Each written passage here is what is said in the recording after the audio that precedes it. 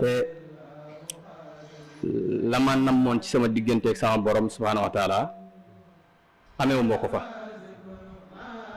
bëy na yu nekkoon ci sama xel bii daan ko jaxase ba daan ma gàllankoor ci sama jaamu yàlla, waaye bi ma dajeek moom alhamdulilah ci la sunu borom subhaanahu wa taala dogal yu yëpp saafarawu.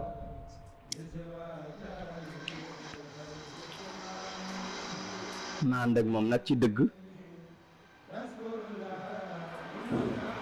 ànd ak moom ci jàppale ko ci lii muy liggéeyal sunu borom subhaanahu wa taala jëm kanam, yokku am doole, ndax lislaam sunu borom subhaanahu wa taala bi mu ko yónnee yonent bi dafa ni ko ci ñëpp laa la yónni wa maa arsalnaaka illaa kaafatan linnaasi.